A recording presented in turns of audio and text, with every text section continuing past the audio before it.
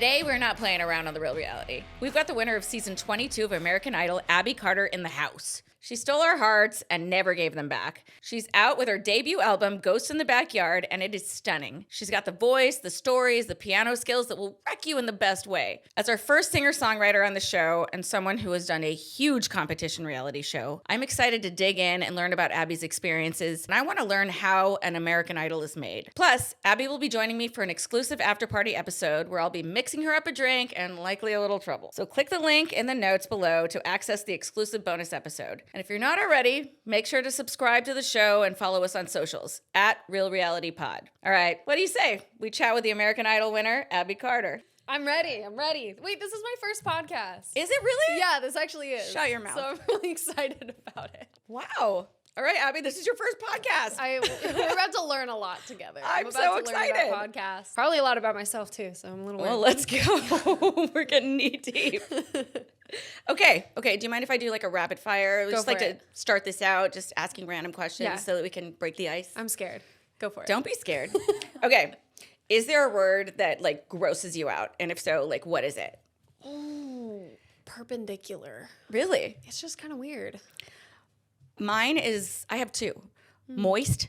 Okay, but that's everybody's. See, I really? Is that everyone's? Yeah, that's basic. Does everybody hate that? That's basic, Brandi. And my pleasure. You when can't people just say moist. Of course I would say moist. I'm thinking broader. I'm thinking broader. Perpendicular, though. I mean, is that like a position? It's just, yeah. It's like, perpendicular lines, it's like, isn't it like this one where they like cross like this? Because there's parallel and they'll never reach. Yes. Perpendicular. There's something about perp. Well, like obviously, I mean, yes. But, okay.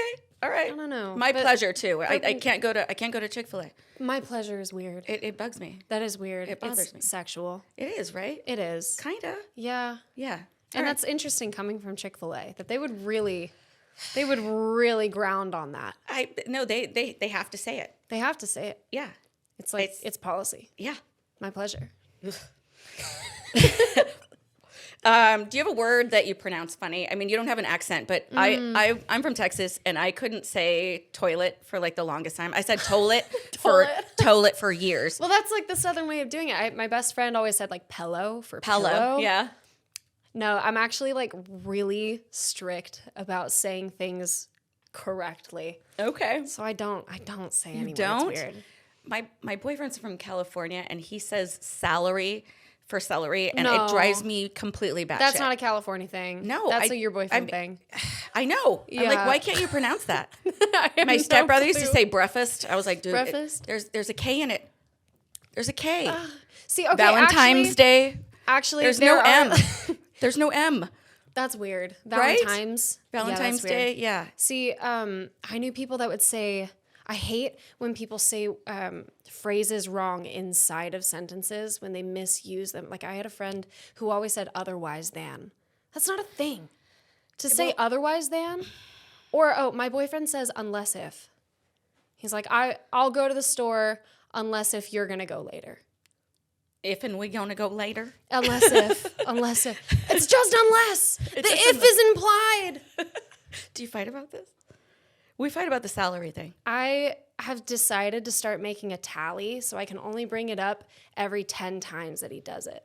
Because do you just put it in your phone, or it's a mental tally. Mental check. I've refreshed. I'm back on 4 right now, so he has 6 more times without me saying it, without me bringing it up. But on that 10th time, I'll be like, unless, just unless.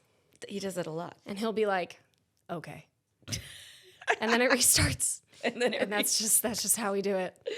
Okay. What were you afraid of as a child? Did you have like a phobia?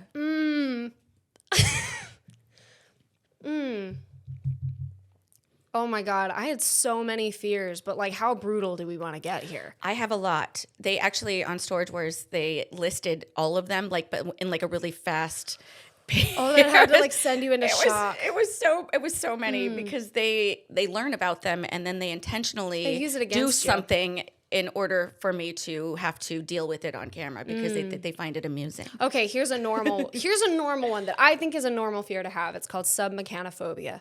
It's man-made objects or machinery underwater. Does that not make you want to vomit? The idea Like a submarine?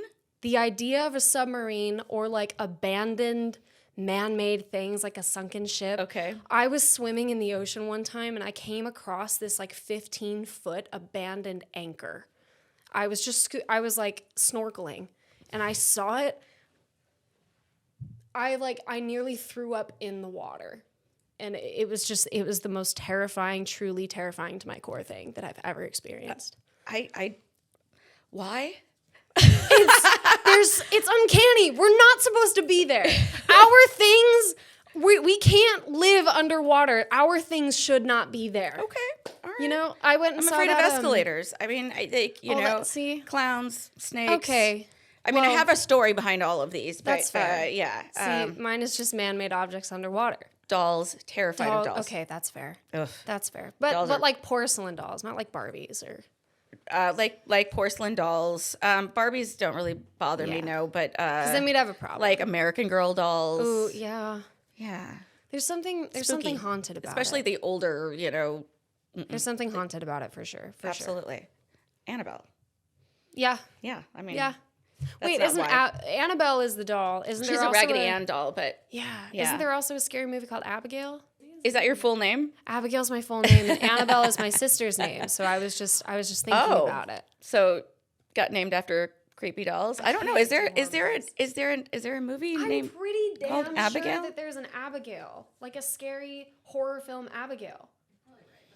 We're gonna Google that, It's folks. a scary name. That's why I go to Abby. I don't know. I mean, No? I mean, it's. Yeah, I don't think it's a scary name. It's like a haunted Victorian name.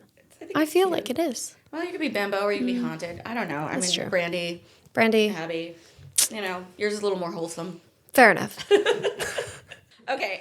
If you could change your name, or if you have to, like for Reasons. yeah, Yeah. what would it be? If I have to like leave the country. Or because you don't want to be haunted anymore. Yeah, that's fair. If I had to change my name, I always felt like Abigail or Abby was just so feminine, and I never felt feminine growing up. I was always Tomboy? very much of a tomboy. So I always wanted to be like Alex or something that was like very Like an gender ambiguous neutral. name, sort of. Yeah. Both my kids are, my daughter's Yeah. Peyton and my son is Cameron. Cute. But I wanted to do, maybe like Stevie. for Yeah. her, Yeah, like I wanted or- to be James. I did. I love that. I really wanted to be. My friend, she named her daughter Jameson, but they call her James. Oh, cute. Yeah. Cute. Right? Not Jamie though. No, Just not James. Yeah, James. James. If you had to name me, what would you name me? Just looking at me. Well, I like the James. See, it works. Yeah. Side project where I'm James. Like alter ego, right? Yeah, it's an alter ego. Yeah. James. What about you? If you had to choose a name? Oh my gosh. I wrote these questions and I just I didn't even think I about feel like you would be a really good Gwen. Gwen. A Gwen. No, not feeling that. Mm-mm. Let's think about it. Let's I think mean, about no. it. No. No counteroffer, just no. I like maybe like I like Stevie or Dolly Stevie or is good. something like that. These are all my favorite humans, you know, Yeah. like Parton. you know. Mix, yeah. I see the Bianca. Bianca. Bianca Jagger. I don't know. She was like Bianca Jagger. she was a style icon. Okay. I like Jagger. I don't know, something, Jagger's nice. Yeah. Yeah. Something different. Jagger's nice. Something a little less trashy. Then Brandi, Then like that's Brandi. trashy to you. Oh my gosh. You hate it.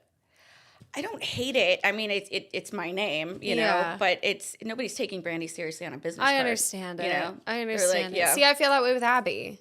There's just something about the quality of the name. Okay. This one's a little deep. Finish this phrase. The way to my heart is. Music. It 'Cause really music- is. And I know that that's really Has it always been that? really annoying. It's not annoying. I think so. I think it always has been. But I think that I know the reason why I do it because I know it's the way to my heart. And so I create the music that I want. So basically I have this circular relationship with myself where I'm giving myself what I want. Yeah, I like And that's why I make the music that I do and I make it for me. Do you think that that Idol has, because they push you to write and sing or certain songs based on whatever they're... Like, kind of yes and no. You were allowed to perform your own songs on the show if you wanted to. No, And I mean like now, like on your album, like producers and everything. No, like, actually, because this is all you. yeah, I'm an independent artist, so I am not signed by American Idol or the I love that record label. I did not know that. I'm All right, not- pet peeve. Ooh, Besides saying the words wrong in the sentences. Okay. Oh my God. Incorrect grammar. See, but this is going to like bite me in the ass when I say something wrong here today. Yeah. Oh, yeah, right. Or we're like gonna the look for spelling it. of We're gonna things like- tally it. Ding, ding. No. Incorrect. No, like when you type the wrong your or your yeah. or there, two and two. That bothers me. I'm a grammar Nazi. I just am. It just is what it is. No, I see that. I do the same thing. I try not to be a twat about it, but it I try. you know, I think I am a twat about it. I think a lot of unfortunately. people are just, rely now on your phone correcting it for you. And to be fair, I do as well. So.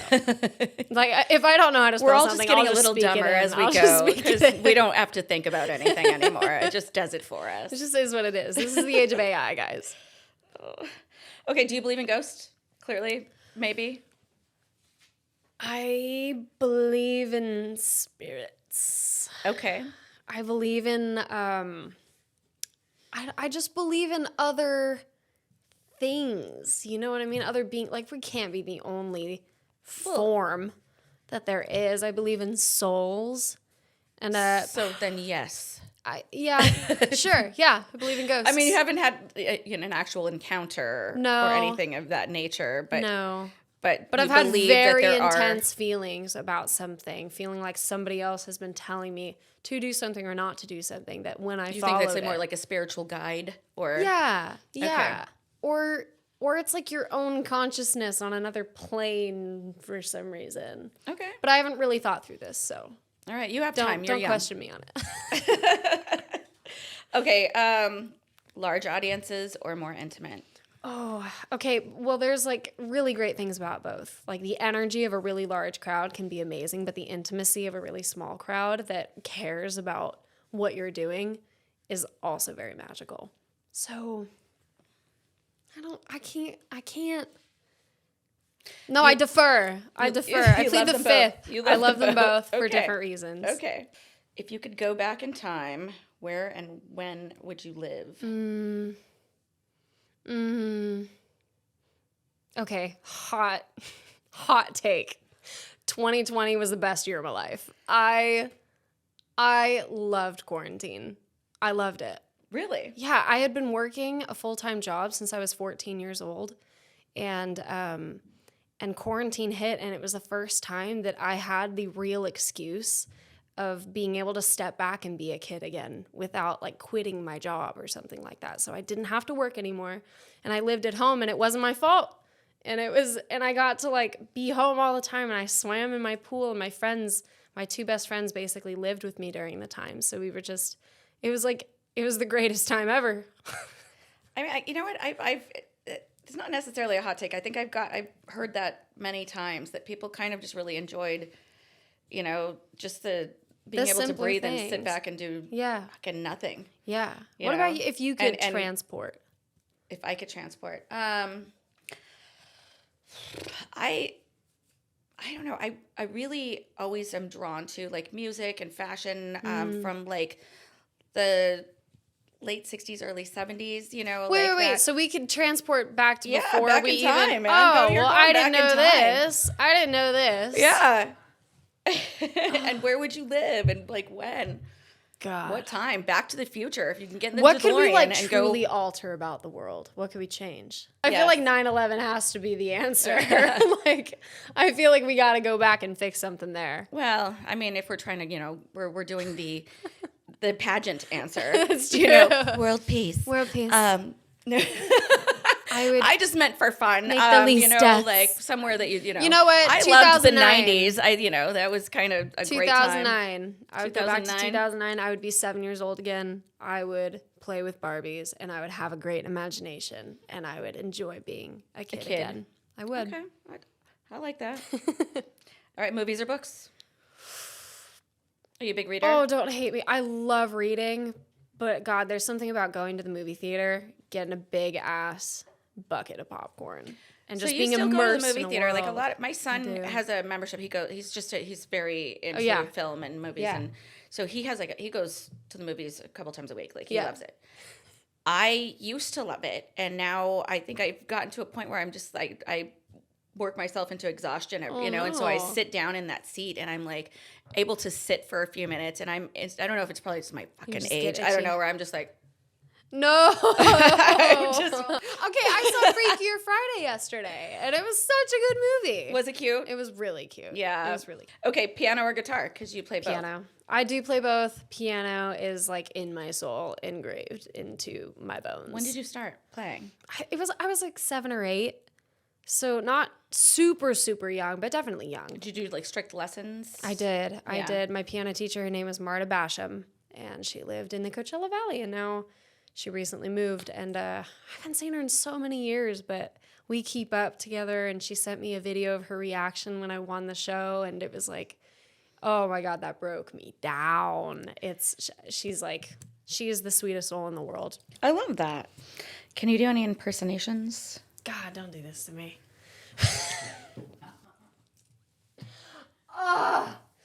I can.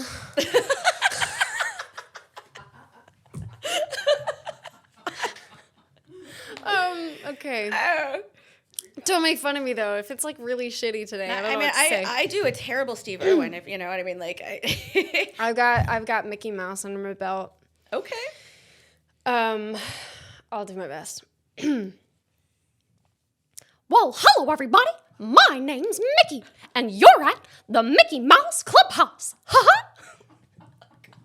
That was fucking awesome. I got was that so one. good. I think like Alvin and the Chipmunks. I used to. Oh my God, when I was a kid, I was like in my feels looking up the the Bad Day cover by Alvin and the Chipmunks. Do you guys remember Bad Day by Daniel Powter? Yeah. 'Cause you had a bad day. Dude, I was like 7.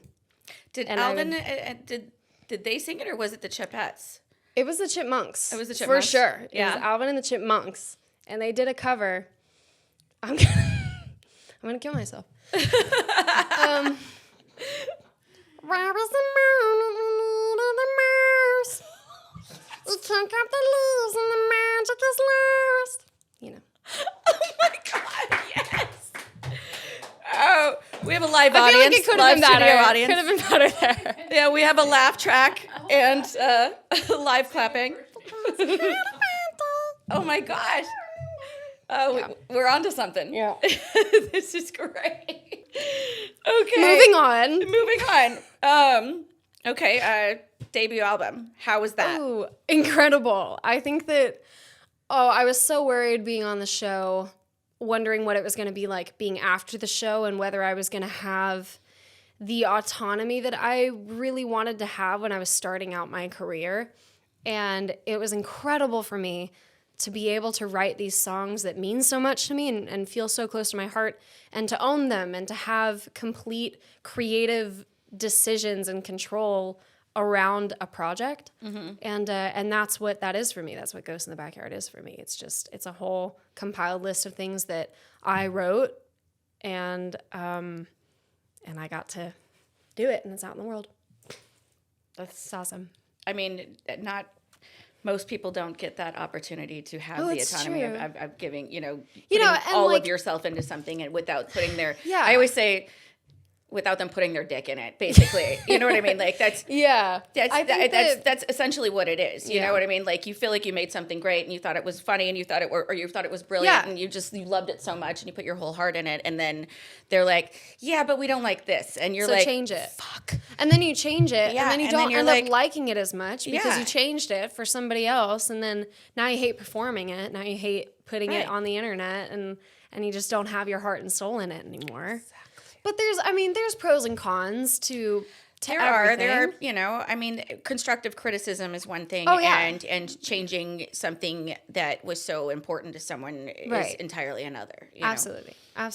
And That's where I'm at. All right. Well, just don't let anybody put their dick in it. All right. Just continue to, I will be musically celibate. Follow your fucking heart, It will work that way. I'll be good. That's my mom advice, okay? Wear my little music purity ring. Nobody's putting their dick in anything. It's mine. I'm me. So you're on a tour? I'm going back on tour this fall. How is it? Do you hate it? Do you love it? Is it crazy? Fucking love touring. You like traveling? I love traveling. I love meeting people. I love singing. It's like my 3 favorite things. And I get to do all of those things on tour. It's like this was 100% the job for me because there's nothing else that I'm passionate about. I'm so passionate about music. I'm so passionate about meeting people. I'm so passionate about seeing the world and not staying in the place that I was born. I think that there's so much that the world has to offer, and it's a shame to spend your whole life in one place. And I get the opportunity to not do that. I agree with you 100%. I love traveling. I don't hate living out of a suitcase. I actually do hate living out of a suitcase. I don't mind it. Like, I really don't. Like, I have trouble, like, unpacking it when I get home. Yeah. You know what I mean? But I just want to go everywhere. And I didn't even realize that until I started to. I did live a lot of places as a child, but that was entirely different than like kind of traveling and seeing and meeting. And it's your own, it's your choice. Right. You get to choose where you go. Right. But at some point you do kind of get a little burnt out, and you do need a flagship and somewhere to kind of, decompress and sit still for a minute. I felt like I was on a plane every 2 weeks for the last year. And that did get very exhausting. Yeah. Really exhausting. People are like, I hate flying. And I'm like, I don't hate it. I fine. don't mind it. I mean, sometimes it's shitty, sometimes, there's situations where flights are canceled or delayed or, things like that, or they lose your luggage. Or your and bag's overweight. I know. I'm like, just here, take my money. Just take it. I'm not just taking do something it. out I'm of not it. doing I'm this. not opening my suitcase right here in the See, middle of the I'll airport. unpack. I'll go unpack. Yeah. I'll go to the corner of the airport and I'll take things out. Like, I did not grow up with money. I am conserving every penny. I didn't either. But in the same... I mean, it's convenience. It's convenient. Sometimes you just have to know what it's worth. Time is money now at this point in my life. It's true. And I'm a serial overpacker. I feel that. And as much as I've traveled, I've traveled a ton. I should be a fucking fantastic packer. I am terrible. Terrible at it. I'm awful. And I don't know how to fix it. Vacuum seal bags. I don't know how to fix it. Some vacuum seal bags. Oh, I know. I mean, I do that too. But then you do more. I can Then fit you're even like, more. I have more room. But wait, there's more. I can fit more. Heels. Yeah, this thing is 50 pounds overweight. How did you manage that? That's insane. Who knows? What are you doing after this tour? What's next? What am I Another doing? album? Are you writing? I am writing a whole lot. I'm going to be releasing new music real soon, depending on when this comes out. I'm really excited about it. I've been writing things that I'm really proud of. I don't know if it's an album yet or if it's just music. If it's just music? If it's just music, if it's just coming out. Okay. But I have a good time doing it, and so that's what I'm going to keep doing. I see that you have like a little bit of a different style, and it's like, a little louder than you did like in that first audition video. It's a little less wholesome. Yeah. Just a bit. Some people need drugs and whatnot. Do you think it's just like evolution of age, or do you think that it had something to do with, career and being on stage in front of all those people so quickly that everything came or did the show kind of influence that?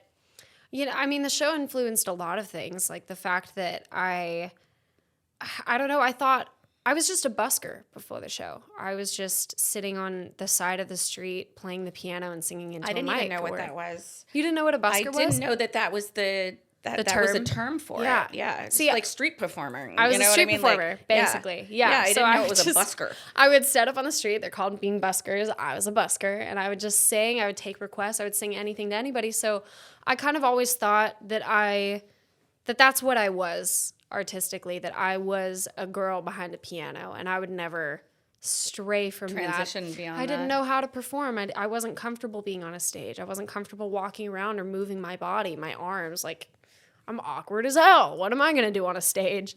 And I went on this show, and you just weren't allowed to do that. You weren't allowed to be behind a piano every single performance. And I mean, it's a good thing too, because it helps with diversity. It helps you figure things out. And it forced me to do that. It forced me to figure out how to perform not behind a piano. So it was awkward at first. Like I didn't look great up on that stage, but I slowly got more and more comfortable with it. And with without that, your security blanket, essentially, yeah, right? Yeah, no, the piano was like a wall between me and the audience. I felt like it just kind of put me in this bubble, and I didn't have to interact with an audience or even really entertain them because I didn't know how to do it. And being on that show, it pushed me to try different things, different genres. And, you know, I started out with Billie Eilish, which is this alternative indie pop, and I ended up going into, like, one of my favorite performances was an Evanescence song that I did, which is definitely this alternative rock. Yeah. And then there's Elton John, and then there was just so many different things that I did that it 100% influenced the kind of music that I wanted to make, which is why it's a little bit all over the place. It's kind of like folky, indie, alternative pop. I want to talk more about your audition because, like, I saw that video a couple of times and, you know, it was tearful and, you know, it was phenomenal. I mean, like, what was that like for you? Like, the whole process of that? Oh, you want to know what we from the didn't even start, see. like, how it happened? Yeah. Oh, so I was a busker. And every once in a while, when I felt a little bit confident, I would take a little video and I would upload it to the internet to my less than 200,000 or 200 followers, 200,000, 200 followers on every platform combined. And somehow one of the casting producers on American Idol saw my itty bitty video with 37 likes or something like that. And was like, hey, have you ever thought about coming on American Idol? She DM'd me. And I was like, A, this is fake. This is a scam. I'm not answering this. And then my curiosity got the better of me. And I ended up responding. And I was like, I don't think that's right for me. Like, I'm not going to go on television and embarrass myself in front of millions of people watching. Like, I'm just not going to do it. Because, like, the most iconic things about American Idol are the fail videos. No? Oh, yeah. They are. Fantastic. Objectively. Love every second of that. Objectively. Like, I was watching. Sometimes it's a little too painful, though. It's where a you're little. like, oh, no. You feel bad. You feel, well, especially for the ones that are just completely either tone deaf or delusional, where they're just like, no, I'm good. They're my favorite And you're ones. like, you guys are fucking assholes. And you know what I mean? And sometimes that level of delusion, I was always worried that I had that level of delusion, that it was just a joke, that they would bring me on as a joke. And I don't know, that's on low self-esteem. So, yeah, I was like, yeah, I'm not going to go on this show. And she was like, well, do you want to have a call? And I was like, I mean, it'd be pretty cool to talk to somebody who works on American Idol. I have no connections. I had no connections. Like, that was just an interesting thing. And I was like, okay, I'll do it. I'll do it just for the call, just so I can speak to somebody. And she was like, well, why don't we just set you up a Zoom meeting? You know, you'll just sing a song and, you know, like, you don't even have to come on the show. You just do it. It's fun. And I was like, okay, I mean, a Zoom meeting can't hurt. So I did that one. And they were like, okay, we want to do a Zoom meeting with the executive producers. And I was like, okay. So I did that one too. They were like, okay, we want you on the show. And I was like, well, I've already put a phone call and 2 Zoom meetings into it. I guess I'm going. And they were like, well, come to our California auditions. And I was like, I could live in California. I guess I'll drive over there. And I did. And it was 3 days of, like, being up in the lobby at 6 a.m. or something and not getting back to the hotel until, like, 10 p.m. or something. So you wait until your number gets called. For you have 3 to be days. there at You have to 6 be there a.m. every day and for then 3 days. Okay. Just sitting. Seeing if you're going. I was the very last one on the 3rd day. I was exhausted. I was, like, it was funny because you had to do your hair. You were the very last one. I was the very last one on the 3rd day. You had to do your hair and makeup the same every single day. And it was funny because the first day I curled my hair and everything. I was like, it's all good. I, like, did my makeup real nice. And I was like, I'll look great. By the 3rd day, I was so exhausted. I didn't bother. I was like, I'm not getting aired on this show. Like, if they wanted me, they would have had me audition a whole lot earlier. Same outfit too. Same outfit for 3 days. And I was just, I was like, I gave up. So that's why in my audition, my hair is frizzy as hell. And I'm wearing the, like, littlest amount of makeup because I was just like, I was over it. I was like, I'm not, they're not even going to have me because, like, some people, they weren't even auditioning. And really? Yeah. So I was like, they're not going to have me. I'm not going to get aired even if they do. I didn't So know I'm they just did gonna- that.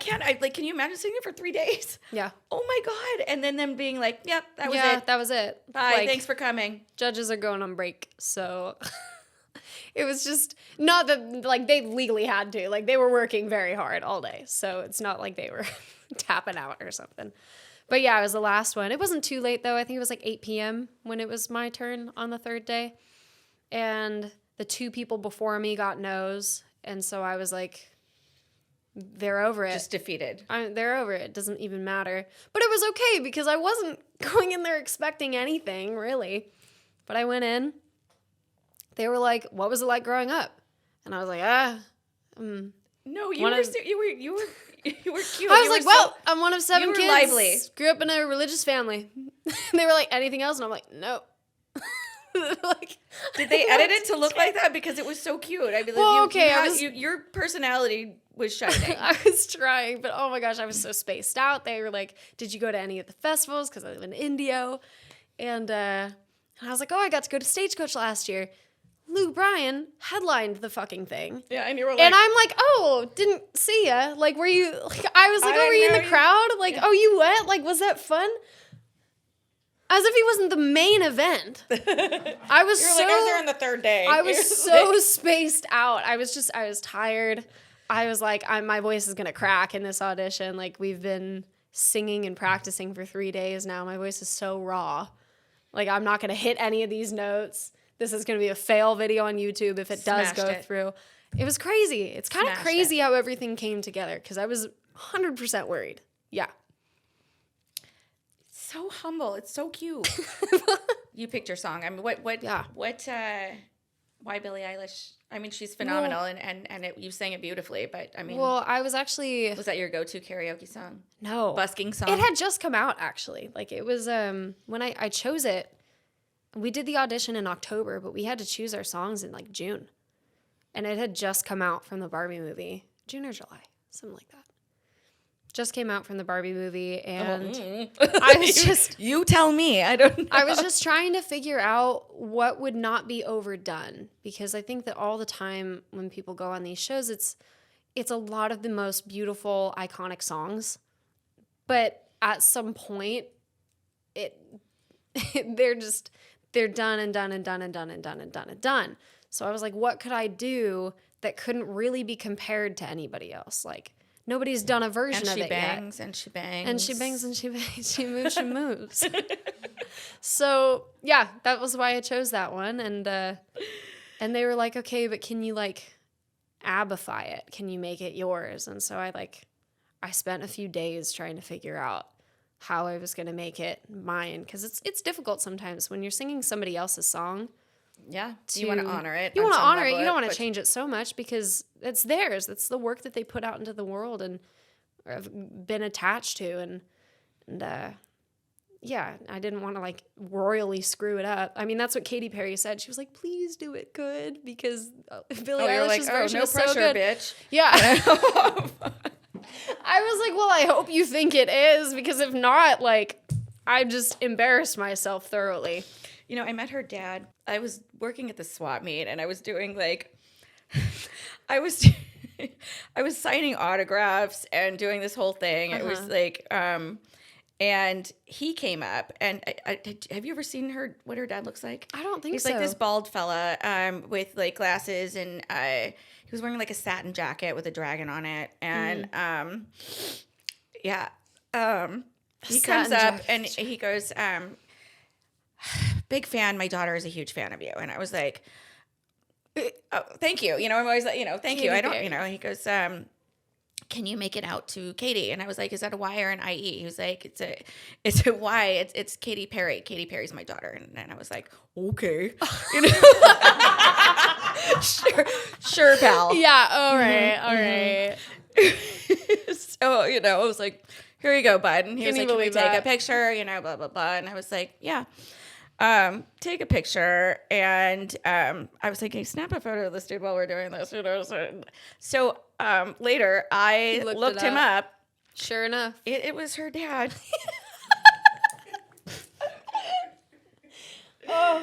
And I ran into him again at the Coach House. I can't remember what. Oh, I think it was like something funny, like Corey Feldman or something. Dude, that's exactly how I Which felt. is like the best show ever. I don't know if you guys have ever seen Corey Feldman live, but it's fucking amazing. Well, that's exactly how I felt with so great. Brian and Stagecoach. I felt like an absolute You were like- idiot. The funny thing is, it didn't register until hours later. Yeah. They were laughing. They were like, "Oh, I didn't catch your show," and I was like, "Oh, were you there?" And yeah. Oh, did you and go I was too? like replaying the entire thing in my head, and then I realized I was like, "Oh, if he was there, he would have been actually playing at the show." And then I was like, "Oh my god." He headlined it. Mm-hmm. Yeah. Yeah. No, I wasn't very quick on my feet. It's that okay. day. Well, you know, It third was day. It seemed like it's just like a super emotional moment and kind of overwhelming. And I mean, like, at what point did you feel like, I fucking nailed this. I did a good job. I'm going to go. So I have to be honest, I blacked out. I sat down on the piano. I literally sat down on the piano and I went, I'm not here. And You stepped outside of yourself a little bit. yeah, no, I was I completely blacked out. I wasn't even on Earth. I was just sitting there. I was doing it from memory. And I was like, the only thing that I could focus on was how I felt. And so I was just focusing on the words and how the words made me feel. And so that's kind of what I channeled. And I didn't know that I did a good job until I think they all stood up and started clapping. And the crew was clapping, which was incredible. I didn't know that that was abnormal until they pointed it out. They were like, and the crew's never clapped before. And I was like, oh, okay, I guess I did okay. And yeah, so I guess it wasn't until Katy Perry started walking over to me that I was like, oh, okay, yeah, I did like a good job. I finished it already crying anyway because it was just kind of a surreal moment to be somewhere that you've only ever seen on TV. Like you kind of think it's all fake. And then you get there and you're in it. And it feels very real. And so I finished it and I was like, God, I did it. Like, I was overwhelmed. It was 3 days of like not knowing if you were going to get called in, not knowing if you were going to make it through, what it was going to be like, if they were going to be nice, if they were going to be mean, if there was something I was going to say in an interview that they would position a different way to make me a villain somehow. Like, I had no idea what this was going to be like. Right. So it was kind of just the weight of those 3 days finishing in that moment. And that's like immediately I was just crying. You just put your backpack on the ground and you're good, right? Yeah, clocked out, called it a day. You know, I mean, the weight of that you've been carrying on your shoulders for that period of time, you can finally just like put it down. And Yeah, I punched my time card and I was like, I did it. Good. I'm done. I've nailed it. Yeah. I didn't know that I'd really nailed it per se, but like I was like, okay, it went well. I guess.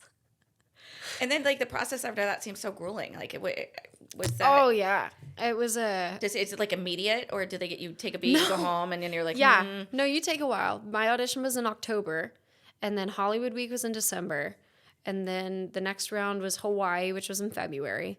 Then the next round was all the lives, and that started in April. And so April was when it started being consistent every single week. There's breaks in between all of this. It's not just like one. Yeah, it's not one consistent thing. It's not like you start it and then immediately you're going to Hollywood. It's like a month and a half, maybe 2 months. Jeez. Yeah. So you're just kind of sitting on it. I think that's.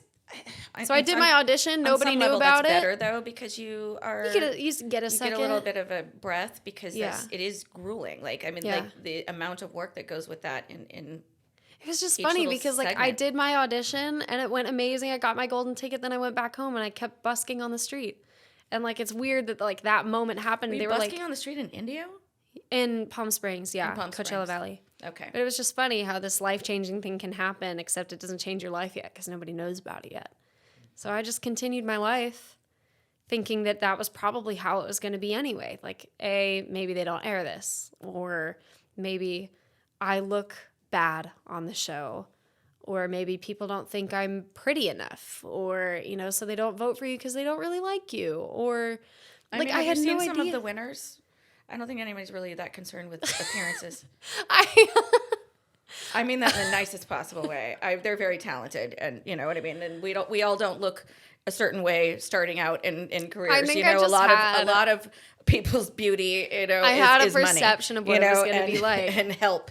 You're on the assistance. show and you're looking at Katy Perry, who looks fucking unreal. I know, but does she always look like that? I mean, No. probably always does look gorgeous, to be honest. Oh, But well, it's just, I mean, money and influence and time and things like that are assist in that. You know what I mean? Like, I'll get there someday. you are gorgeous. Stop. No, I'm actually a really big. This humble act is really starting to piss me off. No, I'm a really big advocate for embracing yourself. I really am. I have this song called Die in the Hills, and I wrote it because my mom started buying all of these like skin creams and face tapes. I just hated it because I look just like her, and so do all my siblings. And it wasn't until, so my family, we sit at the dinner table and we tell everybody the worst part and the best part of our day. We like go around the table. So wholesome. Really wholesome. I love that. It's definitely giving the Brady Bunch. It's so we were all sitting down, and my sister, I think she was 10 or 11 at the time, and it was her turn, and she said the worst part of my day was weighing myself, and it was just silent. Like, you're 10 years old. This should not be something that you're worried about. My mom shouldn't have to tape her face at night to feel pretty in the morning. And so I wrote this song. And I just kind of made it a point to myself to love myself in every stage of life. That if I get smile lines, it's because I was happy. If I get wrinkles by my eyes, it was because I was happy. If I get stretch marks, it's because I ate some really fucking good food, or I got pregnant and made a kid. And there's these beautiful things that happen in life that you wear on your body. And it's just evidence that you've lived a good life, or that you've lived in general. Yeah. And I think that that's beautiful. And I don't like this societal pressure to look like you're 16 for the rest of your life. It's so bizarre. When I was a kid, all of the people that were, you know, essentially like my age, you know, or you know, maybe just a little older, they all looked so much older than they do now. Yeah. And I mean, I don't know if it was environment or if it was just, you know, like you were supposed to look older at this point in your life or whatever. Funny. It's like the teenagers look older than they do, and then people there in is, their 40s I mean, look younger than they do. there's always been, I guess, on some level, some sort of pressure, and we, that's that song, being pretty ain't pretty. Yeah. Yeah. Pretty I isn't mean, pretty it takes a lot of effort, you know, and I mean, there's some natural beauty, you know, within everybody, but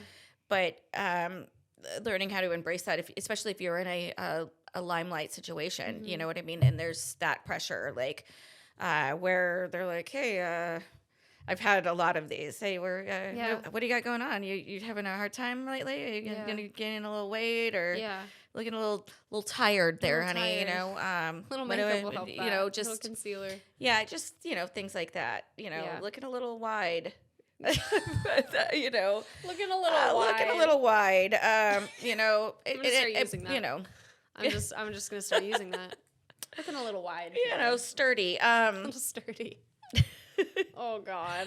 Yeah, but it's just funny. But you know, and then you get the social media aspect, you know, and where they just berate you mercilessly, you know, or you know, over sexualize you, or you know, and it's just something that you have to learn to separate yourself from. I was telling them earlier, I got a comment recently. I was playing the piano. It was the most innocent video in the whole world, and I got a comment that was literally, it was like the title to a porno video. It was like big busty brunette babe. I was like, I'm gonna go ahead and let you read mine. Yeah, I'll read yours. Babe, we got that in common. But wait, there's more. It was just stupid. I was playing the guitar at one, and there was a comment that said, "Lust is a powerful sin. You should think about that next time you play the guitar." Oh yeah, no. Like, what are you even? Oh yeah, no. I get so many things that I'm like, you don't know dick about me. Shut the fuck up. You know what I mean? What does that even? I'm sorry, you know. And then I look at their photo or whatever, or their, you know, and I'm like, and it's just somebody that's or it's just somebody that is just Has sad, no right. miserable with their own life. Yeah. And absolutely has no Or has position. a Bible verse in their bio. Oh yeah, no, It's always they're the like, worst. I love my wife and Yeah. Jesus, and And then they Jesus send you a and- message. It's like, let me see your pussy. Yeah. You know what I mean? And you're like, and you're like, yeah, LOL. way to go, dude. Yeah, you're doing great, sweetie. You're doing great. Yeah, Yeah, it's life. way to It's go, life. Jesus. You're really nailing this Yeah, one. you really Yeah. got that. Would you prefer if you had just been discovered and gone from there, or you had this experience where it gave you that platform and that ability to step outside of your comfort zone, even though it was such a whirlwind, and it probably overwhelming as shit. I think I needed it. You needed If it. I'm honest, I think I kind of needed to be thrown into the fire to figure out how it was going to work. That's how I work best. Yeah, just No, it's I really learning do. by experience. Yeah, for just real. throw me to the It wolves forces and you I'll to do thrive. it. Yeah. You Yeah. figure it out. You like learn in the chaos. Yeah, I'm slow moving. If you just are like, here, you just figure this out. Just figure it out. Yeah, I'm like, I can't But do if it. you throw me to the wolves, I'm You're I'm gonna in. figure it out. I got it. You're gonna I figure it got out for it. sure. I will not cower and deflate. Okay, I'm fucking doing this. I've got it. Yeah, well, But that was kind mostly, of what it is. yeah, but it's terrifying. what it But is. it's better that way for me. Yeah, I mean, like you'll watch. I remember feeling so awkward when I did this performance. It was "Clocks" by Coldplay. Mm-hmm. Song's beautiful and everything. I didn't know how to walk around a stage. I just didn't.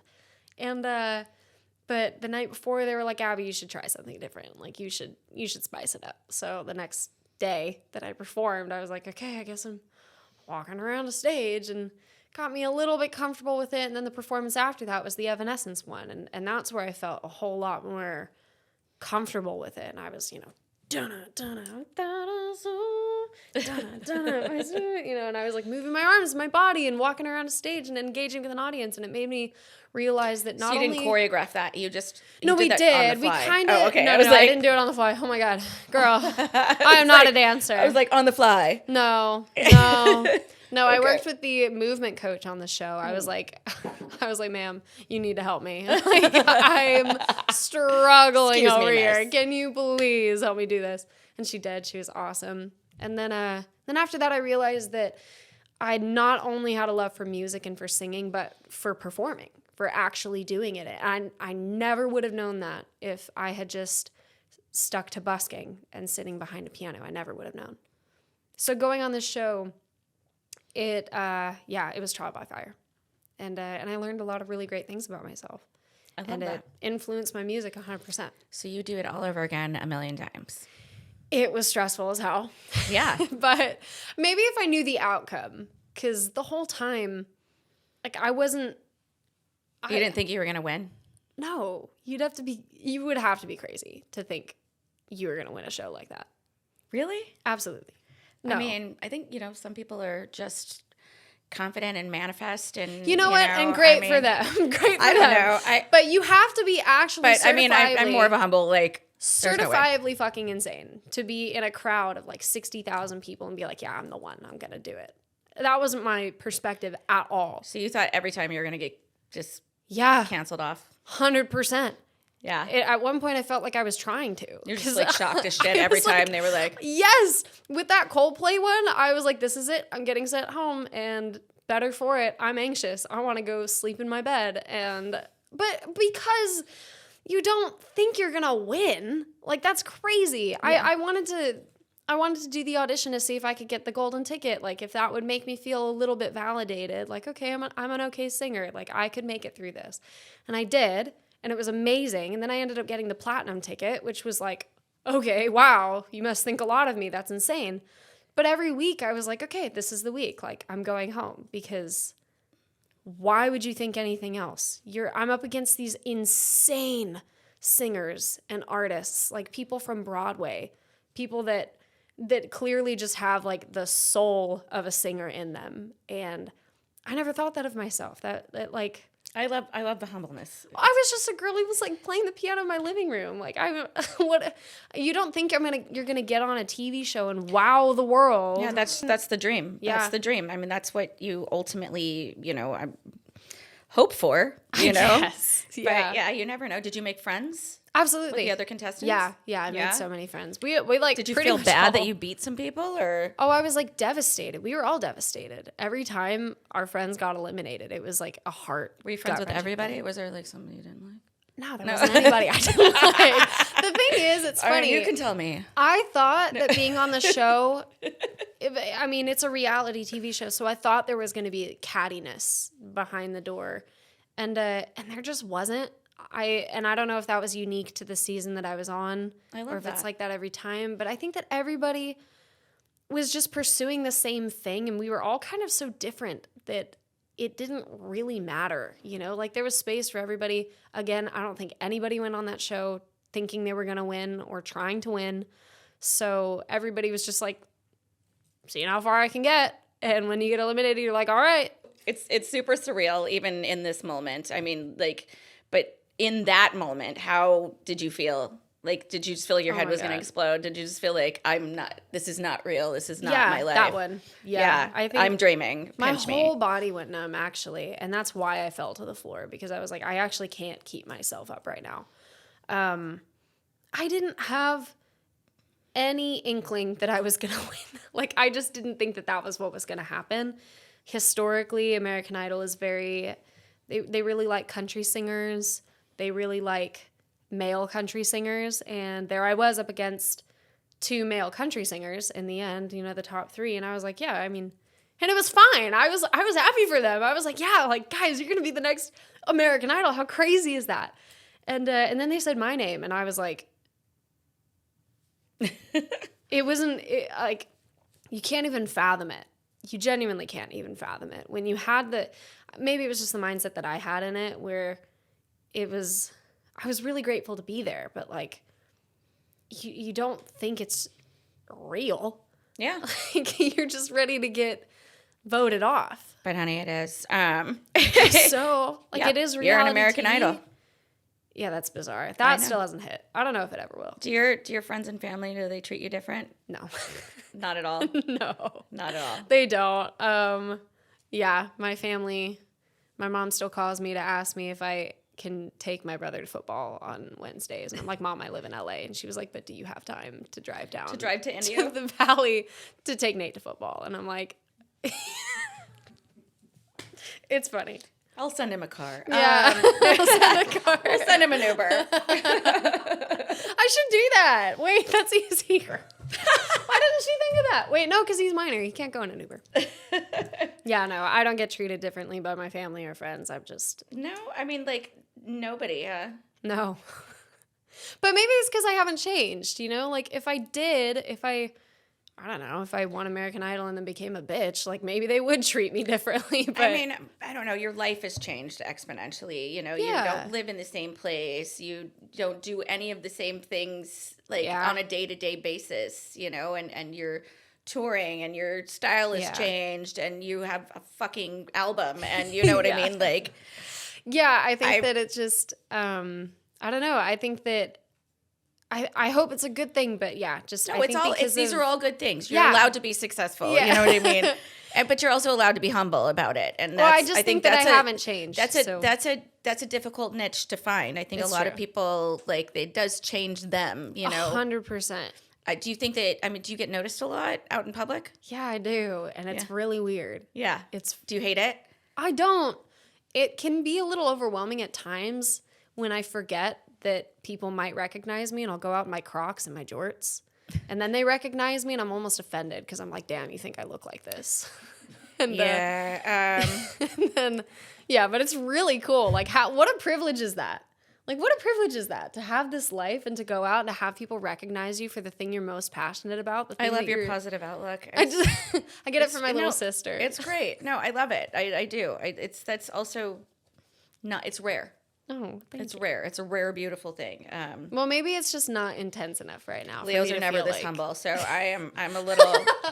I don't. Have I achieved it? I'm not buying it. Have I done it? Maybe I'm like a different star sign rising or something that's like even heavier. So you have a boyfriend, you said? I do. Yeah. Does he live in LA? Yeah, he actually lives with me. He lives with you? Yeah, he does. Okay. How's that going? I mean, with touring and everything, does he have like a regular job? Does he tour with you? He's an environmental project manager. Okay. So very normal job. I know. I'm just kidding. We have the best story, though. We have the best story. I was the maid of honor, and he was the best man at my sister's wedding, and that's how we met. But I was dating somebody else at the time, a wonderful person, just somebody that I realized, I guess, wasn't my person. Much more exciting job. Environmental project manager. What is there to say no to? But yeah, I met him, and it was just like, I don't know, it just felt like every fiber in my being felt alive. And I was dating somebody who was just so nice, and we were compatible, and I didn't realize that compatibility didn't necessarily mean that they were meant for you. Mm-hmm. And it took me 2 years to come to terms with that. I continued dating that other guy, and I thought about my boyfriend every day. And it was really, really hard. And I don't know, one day it just clicked where I was like, wow, this just isn't right. It's not right. And it's actually really cute. The last thing that my current boyfriend, Cooper, said to me was that he felt like we were meant to be together, but he understood that I was going through a hell of a lot, and so he was going to back off, but that he would be there if and when I was ready, and that the ball was in my court. And so 2 years later, I got a measuring cup that said court on it, and I circled it. And I got a tennis ball, and I put it in the measuring cup with an Uno reverse card, and I shipped it to him. We hadn't spoken in 2 years. Like, we literally had no contact. All that he saw was my name on the package. He got the package. He said it took him like 2 or 3 hours to figure out what it meant. What you meant? What it meant. I know. And then I got a cryptic package in the mail like a week later. And it was some random Uno cards and a guitar pick and some weird note. And it turns out it meant a date and time, and he just booked a flight. And he flew down to California, and I was busking on the side of the street, and he just stood in front of me. And it was supposed to be a 10-day trip, and he just never left. We kept canceling his flight over and over and over again. Then I flew with him to Texas. We moved him out of his apartment, and he lived. Oh, he's from Texas. He's from Texas. That tracks. Yep. Romantic. Wait, what? The Uno card and the. I need to circle back to that. What, Yeah. What did that mean? We were playing Uno the entire time that he was down for the wedding and stuff, and so he like bought this like special pack for us to play together.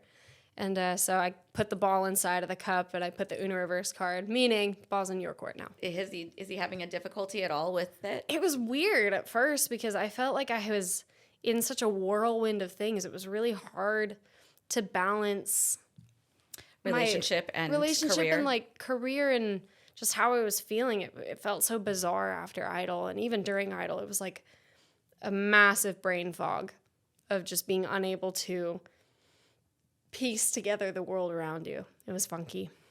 Yeah. It's really funky. I see that. Yeah. Moving forward, future goals. What do we got? More music, more drinking more water. I would love to do that.